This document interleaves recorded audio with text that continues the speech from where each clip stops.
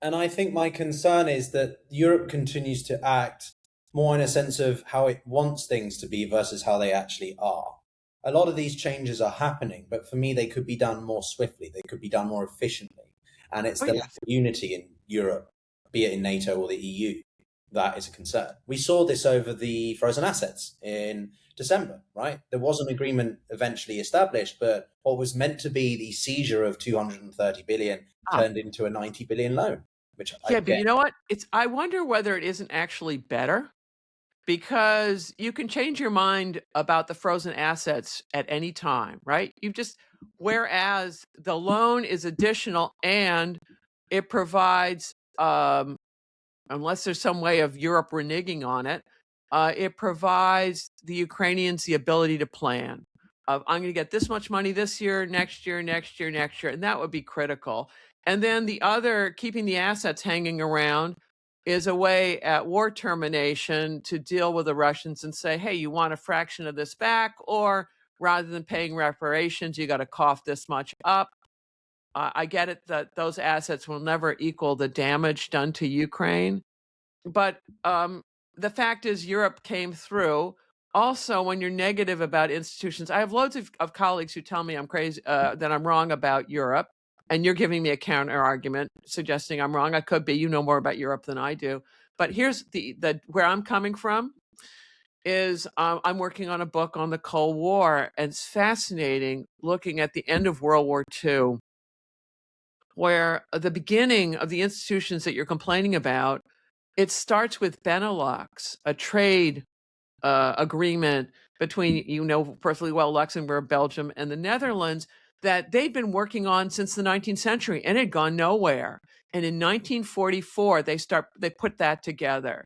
And then there are two strands of European institution building. One is institutions by unanimity, like NATO, mhm. and then there are other ones that are by majoritarian vote. And Britain sits on one side of that, and France sits on another side of that. What I call the Benelux Three, they were on both sides until eventually, I can't remember which way they went. It's incredible, the institutions that have been built since then. In 46, 47, there were huge fears in Washington that the Communist Party would win the elections in France and Italy legally. And I think the United States was busy trying to alter those elections. I don't know how Europeans feel about this, but I think we were up to that sort of thing then. So if you look at the institutions now, they cover all manner of human activity. And yeah, they need to be streamlined and improved. An existential threat coming from Russia is a great incentive.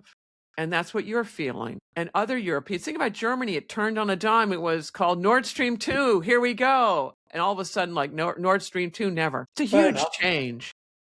To be clear, I'm very bullish on Europe. I just want them to follow through on what they say, and that's where I respect Macron. I don't necessarily like everything about him, but he's the example I see of someone who's saying the things that need to be said. He's talking about the uncomfortable truths and getting ahead of the narrative is what I think he framed it as most recently, right? That Europe needs to stop reacting or being outraged by what, well, let alone Russia, but now what the United States and the Trump administration Oh, are look, doing. but again, I am not Europe has lots of countries with lots of smart people, and I'm not an expert in Europe, right? I have spent my career, my major field was Russian history, minor field Chinese history, but then I wound up spending all kinds of years in Asia and realized if you're going to study that fraught relationship, you better understand what Japan's up to, because that plays into the triangle out there.